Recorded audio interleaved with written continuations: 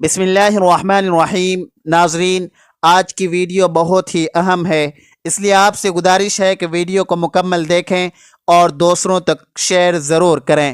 ناظرین، شب معراج کو جاگنا، مخصوص نماز پڑھنا، اگلے دن روزہ رکھنا کیسا ہے؟ اسی طریقے سے لوگوں میں یہ مشہور ہے کہ معراج کا اگر کوئی ایک روزہ رکھ لے گا تو اس کو 1000 روزوں کا ثواب ملے گا۔ اس کی کیا حقیقت ہے؟ ناظرین کرام، ان سارے سوالوں کے جوابات اس ویڈیو میں دیے جائیں گے۔ اس سلسلے میں آپ حضرات کی خدمت میں 2 فتوے پیش کیے جائیں گے، اس لیے ویڈیو کو مکمل دیکھیں تاکہ پوری بات سمجھ میں آ جائے۔ ناظرین، واقع معراج اللہ تعالیٰ کی قدرت کی نشانیوں میں سے ایک نشانی ہے جو چشم زدن میں بظاہر رونما ہوا، لیکن حقیقت میں اس میں کتنا وقت لگا یہ اللہ تعالیٰ اور اس کے رسول صلی اللہ علیہ وسلم بہتر جانتے ہیں۔ اللہ تعالیٰ نے اس واقعے میں اپنے محبوب پیغمبر حضرت محمد صلی اللہ علیہ وسلم کو اپنی قدرت کاملہ کا مشاہدہ کرایا۔ واقع معراج اعلان نبوت کے 10ویں سال اور مدینہ ہجرت سے 1 سال پہلے مکہ میں پیش آیا۔ ماہ رجب کی 27ویں رات ہے۔ اللہ تعالیٰ فرشتوں سے ارشاد فرماتا ہے، اے فرشتو، آج کی رات میری تسبیح بیان مت کرو، میری حمد و تقدیس کرنا بند کر دو، آج کی رات میری اطاعت و بندگی چھوڑ دو، اور آج کی رات جنت الفردوس کو لباس اور زیور سے آراستہ کرو، میری فرما برداری کا کلا اپنے سر پر باندھ لو۔ اے جبرائیل، میرا یہ پیغام میکائیل کو سنا دو کہ رزق کا پیمانہ ہاتھ سے علیحدہ کر دے۔ اسرافیل سے کہہ دو کہ وہ سور کو کچھ دیر کے لیے موقوف کر دے۔ اسرائیل سے کہہ دو کہ کچھ دیر کے لیے روحوں کو قبض کرنے سے ہاتھ اٹھا لیں۔ رضوان سے کہہ دو کہ وہ جنت الفردوس کی درجہ بندی کرے۔ مالک سے کہہ دو کہ دوزخ کو تالا لگا دے۔ خندبری کی روحوں سے کہہ دو کہ آراستہ اور پیراستہ ہو جائیں، اور جنت کے محلوں کی چھتوں پر سب بستہ کھڑے ہو جائیں، اور جنت کے جو محل ہیں ان کی چھتوں پر اس طرح سے کھڑے ہوں کہ یوں معلوم ہو جیسے سر بستہ کھڑے ہیں۔ مشرق سے مغرب تک جس قدر قبریں ہیں ان سے عذاب ختم کر دیا جائے۔ آج کی رات شب معراج، میرے محبوب حضرت محمد صلی اللہ علیہ وسلم کے استقبال کے لیے تیار ہو جاؤ۔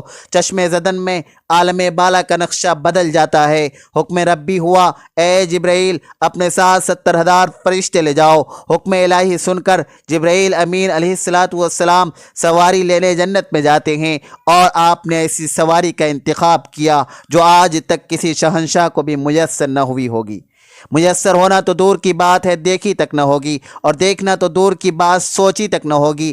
اس سواری کا نام براق ہے۔ تفسیر روح البیان میں ہے کہ نبی کریم صلی اللہ علیہ وسلم سے پہلے براق پر کوئی سوار نہیں ہوا۔ ماہ رجب کی 27ویں شب کس قدر پرکیف رات ہے، مطلع بالکل صاف ہے، فضاؤں میں عجیب سی کیفیت طاری ہے۔ رات آہستہ آہستہ کیف و نشاط کی مستی میں مست ہوتی جا رہی ہے۔ ستارے پورے آب و تاب کے ساتھ جھلملا رہے ہیں۔ پوری دنیا پر سکوت و خاموشی کا عالم طاری ہے۔ آپ صلی اللہ علیہ وسلم نے بیت المقدس کی طرف جاتے ہوئے راستے کے کنارے ایک بوڑھی عورت دیکھا۔ حضرت جبرائیل سے دریافت فرمایا، یہ کون ہے؟ عرض کیا، حضور صلی اللہ علیہ وسلم، بڑھیے، چلیے۔ آپ صلی اللہ علیہ وسلم آگے بڑھ گئے۔ پھر کسی نے آپ کو پکار کر کہا، ہلم یا محمد، یعنی اے محمد ادھر آئیے۔ حضرت جبرائیل نے پھر وہی عرض کیا کہ حضور بڑھیے، چلیے۔ آپ صلی اللہ علیہ وسلم آگے بڑھ گئے۔ پھر ایک جماعت پر گزر ہوا، انہوں نے آپ کو سلام عرض کرتے ہوئے کہا، السلام علیک یا اولو، السلام علیک یا آخرو، السلام علیک یا حاشرو، یعنی اے اول آپ پر سلامتی ہو، اے آخر آپ پر سلامتی ہو، اے حاشر آپ پر سلامتی ہو۔ حضرت جبرائیل علیہ السلام نے عرض کیا، حضور ان کے سلام کا جواب مرحمت فرمائیے۔ آپ صلی اللہ علیہ وسلم نے سلام کا جواب ارشاد فرمایا۔ اس کے بعد مسلسل 2 جماعتوں پر گزر ہوا تو وہاں بھی ایسا ہی ہوا۔ ایک روایت میں ہے کہ حضور انور صلی اللہ علیہ وسلم بیت المقدس میں باب یمانی سے داخل ہوئے، پھر مسجد کے پاس آئے اور وہاں اپنی سواری باندھ دی۔ آپ صلی اللہ علیہ وسلم ارشاد فرماتے ہیں، میں نے براق کو اسی حلقے میں باندھا جہاں انبیاء کرام اپنی سواریاں باندھا کرتے تھے۔ پھر مسجد میں داخل ہوا اور 2 رکعتیں پڑھی، پھر باہر نکلا تو بخاری شریف کی روایت کے مطابق یہاں آپ کے پاس دودھ اور شراب کے 2 پیالے لائے گئے۔ آپ نے انہیں ملاحظہ فرمایا، پھر دودھ کا پیالہ قبول فرمایا۔ اس پر حضرت جبرائیل علیہ السلام کہنے لگے تمام تعریفیں اللہ عز و جل کے لیے جس نے آپ صلی اللہ علیہ وسلم کی فطرت کی جانب رہنمائی فرمائی۔ اگر آپ صلی اللہ علیہ وسلم شراب کا پیالہ قبول فرماتے تو آپ صلی اللہ علیہ وسلم کی امت گمراہی کی طرف جاتی، آپ صلی اللہ علیہ وسلم کی امت گمراہ ہو جاتی۔ آپ صلی اللہ علیہ وسلم کے بیت المقدس پہنچنے کے بعد حضرت جبرائیل نے عرض کیا وہ بڑھیا جسے آپ نے راستے کے کنارے ملاحظہ فرمایا تھا وہ دنیا تھی، اس کی صرف اتنی عمر باقی رہ گئی جتنی اس بڑھیا کی ہے جس نے آپ کو اپنی طرف مائل کرنا چاہا تھا۔ وہ اللہ کا دشمن ابلیس تھا، چاہتا تھا کہ آپ اس کی طرف مائل ہو جائیں۔ جنہوں نے آپ کو سلام عرض کیا تھا وہ حضرت ابراہیم، حضرت موسیٰ اور حضرت عیسیٰ علیہ السلام تھے۔ نصف شب گزرنے کو ہے کہ یکایک آسمانی دنیا کا دروازہ کھلتا ہے، انوار و تجلیات کے جلوے سمیٹے حضرت جبرائیل علیہ السلام نورانی مخلوق کے جھرمٹ میں جنتی براق لیے آسمان کی بلندیوں سے اتر کر حضرت ام ہانی رضی اللہ تعالی عنہا کے گھر تشریف لاتے ہیں، جہاں ماہ نبوت حضرت محمد صلی اللہ علیہ وسلم محو خواب ہیں، آنکھیں بند کیے دل بیدار لیے آرام فرما رہے ہیں۔ حضرت جبرائیل امین علیہ السلام ہاتھ باندھ کر کھڑے ہیں اور سوچ رہے ہیں کہ اگر آواز دے کر جگایا تو بے ادبی ہو جائے گی، فکر مند ہیں کہ معراج کے دولہے کو کیسے بیدار کیا جائے۔ اس وقت حکم ربی ہوتا ہے اے جبرائیل میرے محبوب کے قدموں کو چوم لے تاکہ تیرے لبوں کی ٹھنڈک سے میرے محبوب کی آنکھ کھل جائے، اسی دن کے واسطے میں نے تجھے کافور سے پیدا کیا تھا۔ حکم سنتے ہی جبرائیل امین علیہ السلام آگے بڑھے اور اپنے کافوری ہونٹ محبوب دو عالم حضرت محمد صلی اللہ علیہ وسلم کے پائے ناز سے مس کر دیے۔ یہ منظر بھی کس قدر حسین ہوگا جب جبرائیل امین علیہ السلام نے فخر کائنات حضرت محمد صلی اللہ علیہ وسلم کے قدموں کو بوسہ دیا۔ حضرت جبرائیل امین علیہ السلام کے ہونٹوں کی ٹھنڈک پا کر حضور نبی کریم صلی اللہ علیہ وسلم بیدار ہوتے ہیں اور دریافت کرتے ہیں اے جبرائیل کیسے آنا ہوا؟ عرض کرتے ہیں یا رسول اللہ صلی اللہ علیہ وسلم خدائے بزرگ و برتر کی طرف سے بلاوے کا پروانہ لے کر حاضر ہوا ہوں۔ یا رسول اللہ صلی اللہ علیہ وسلم اللہ تعالیٰ آپ کی ملاقات کا مشتاق ہے۔ حضور نبی کریم صلی اللہ علیہ وسلم تشریف لے چلیے۔ زمین سے لے کر آسمانوں تک ساری گزرگاہوں پر مشتاق دید کا ہجوم ہاتھ باندھے کھڑا ہے۔ معراج نبوت میں یہ بات درج ہے۔ چنانچہ آپ نے سفر کی تیاری شروع کی۔ اس موقع پر حضرت جبرائیل امین علیہ السلام نے آپ کا سینہ مبارک چاک کرنے کے بعد میرا دل نکالا، پھر میرے پاس سونے کا ایک تشت لایا گیا جو ایمان و حکمت سے لبریز تھا۔ اس کے بعد میرے دل کو دھویا گیا، پھر وہ ایمان و حکمت سے لبریز ہو گیا۔ اس قلب کو سینہ اقدس میں اس کی جگہ پر رکھ دیا گیا۔ بخاری شریف کی جلد نمبر اول میں صفحہ نمبر 568 پر یہ بات درج ہے۔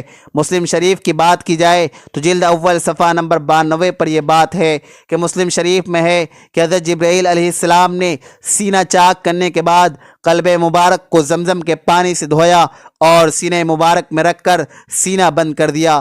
حضرت جبرائیل امین علیہ السلام فرماتے ہیں کہ قلب ہر قسم کی کجی سے پاک اور بے عیب ہے، اور اس میں دو آنکھیں ہیں جو دیکھتی ہیں اور دو کان ہیں جو سنتے ہیں۔ یہ فتح الباری کی روایت ہے، جلد نمبر 13 صفحہ نمبر 610۔ بعد ازاں آپ کی سواری کے لیے ایک بہشتی جانور لایا گیا اور مسجد اقصیٰ کی جانب روانہ ہوئے۔ اس راستے میں آپ کو عجائبات دکھلائے گئے۔ مختلف اقوام اور مختلف لوگ اپنے گناہوں کی وجہ سے مختلف سزاؤں میں مبتلا تھے۔ مسجد اقصیٰ پہنچ کر رسول اللہ صلی اللہ علیہ وسلم نے انبیاء کی امامت فرمائی۔ اس کے بعد ملائکہ کی معیت میں آسمانوں کی جانب روانہ ہوئے، اور آسمانوں میں آپ صلی اللہ علیہ وسلم نے مختلف انبیاء کرام حضرت آدم، حضرت یحییٰ، حضرت عیسیٰ، حضرت یوسف، حضرت ادریس، حضرت ہارون، حضرت موسیٰ، حضرت ابراہیم علیہ الصلاۃ والتسلیمات سے ملاقات فرمائی۔ بعد ازاں آپ صلی اللہ علیہ وسلم کو سدرۃ المنتہا کی طرف بلند کیا گیا۔ اس مقام پر آپ صلی اللہ علیہ وسلم نے جبرائیل امین کو اصلی صورت میں دیکھا، نیز اللہ جل شانہ کی تجلیات و انوارات کا مشاہدہ کیا۔ یہاں سے مقام شریف الاقلام اور پھر مقام شریف الاقلام سے بارگاہ اقدس میں پہنچے۔ وہاں بارگاہ الہی میں سجدہ بجا لائے اور بلا واسطہ کلام خداوندی سے سرفراز ہوئے۔ اسی موقع پر نماز فرض کی گئی۔ یہاں سے واپسی پر آپ صلی اللہ علیہ وسلم دوبارہ بیت المقدس میں اترے۔ وہاں سے براق پر سوار ہو کر صبح سے قبل مکہ مکرمہ پہنچے۔ آپ صلی اللہ علیہ وسلم نے رات گزارنے کے بعد یہ واقعہ لوگوں میں بیان کرنے کا ارادہ فرمایا۔ چنانچہ ایک روایت میں ہے کہ آپ صلی اللہ علیہ وسلم نے فرمایا، مجھے اس رات بیت المقدس تک سیر کروائی گئی، پھر وہاں سے آسمانوں کی۔ ابو جہل نے کہا، آپ نے اس ایک رات میں بیت المقدس کا سفر کیا اور مکہ میں ہمارے ساتھ ہی صبح کر رہے ہیں؟ تو آپ نے فرمایا ہاں۔ ابو جہل اس خوف سے انکار نہ کر سکا کہ آپ یہ بات اپنی قوم میں بیان کریں گے، تو حضور انور صلی اللہ علیہ وسلم سے پوچھا کہ کیا یہ بات اپنی قوم کو بتائیں گے؟ آپ نے فرمایا ہاں۔ یہ سن کر ابو جہل نے آواز لگائی کہ اے بنی کعب، یہاں آؤ۔ تو سب لوگ جمع ہوئے، نبی کریم صلی اللہ علیہ وسلم اور ابو جہل کے پاس بیٹھ گئے۔ ابو جہل نے کہا، جو بات بیان کرنی ہے اپنی قوم سے کریں۔ آپ صلی اللہ علیہ وسلم نے فرمایا، مجھے اس رات سیر کرائی گئی تھی۔ لوگوں نے پوچھا، کہاں سے کہاں تک؟ فرمایا بیت المقدس تک۔ پھر لوگوں نے پوچھا کہ آپ نے یہاں آ کر صبح کی ہے؟ فرمایا ہاں۔ لوگوں نے کہا، یہ تو عجیب بات ہے۔ ان میں بعض نے تالیاں بجائی، بعض ہنسنے لگے اور بعض نے اپنے سروں پر ہاتھ رکھا۔ اس معاملے کو محال اور تعجب کی نگاہ سے دیکھا گیا۔ اس کی وجہ سے بعض ایمان والے مرتد ہو گئے، جبکہ بعض نے تصدیق کی۔ ناظرین، شب معراج کی رات جاگنا اور اگلے دن روزہ رکھنا منع ہے۔ ناظرین، رجب کا مہینہ حرمت والے مہینوں میں سے ہے۔ ان مہینوں میں عبادت کا ثواب زیادہ ہے۔ البتہ رجب کے مہینے میں تخصیص کے ساتھ کسی دن روزہ رکھنا یا کوئی مخصوص قسم کی تسبیحات صحیح احادیث سے ثابت نہیں ہے۔ اس سلسلے میں ام المدارس دارالعلوم دیوبند کا فتویٰ سماعت فرمائے۔ ان دونوں فتووں کو مکمل سماعت فرما لیں، انشاءاللہ پوری بات سمجھ میں آ جائے گی۔ ام المدارس دارالعلوم دیوبند کا پہلا فتویٰ۔ سوال، محترم مفتی صاحب، کیا شب معراج کو جاگ کر عبادت کرنا اور کوئی مخصوص نماز پڑھنا، قرآن کریم کی تلاوت کرنا، تسبیحات وغیرہ کرنا ثواب کا کام ہے؟ برائے مہربانی اس سلسلے میں ہماری صحیح رہنمائی فرما کر ہمیں شکریہ کا موقع عنایت فرمائیں، جزاک اللہ خیر۔ جواب، بسم اللہ الرحمن الرحیم۔ جس مبارک رات میں سیدنا محمد صلی اللہ علیہ وسلم کو معراج ہوئی، یقیناً وہ رات خیر و برکت والی رات تھی، لیکن ہر سال اس متعینہ تاریخ کی رات کو باعث برکت سمجھنا درست نہیں ہے۔ نہیں اس تاریخ کی رات میں حضرت صلی اللہ علیہ وسلم یا صحابہ کرام رضوان اللہ علیہم اجمعین سے کوئی مخصوص عبادت، نماز، تلاوت وغیرہ ثابت ہے۔ لہذا عام راتوں کی طرح اگر نفل نماز پڑھیں، تلاوت اور ذکر کریں، کوئی حرج نہیں۔ جو کریں گے اس کا ثواب انشاءاللہ ملے گا، لیکن کوئی خصوصی عبادت اپنی طرف سے کرنا یا اس میں عبادت کرنے کا زیادہ ثواب سمجھنا درست نہیں ہے۔ اب دوسرا فتویٰ بھی ملاحظہ فرما لیں۔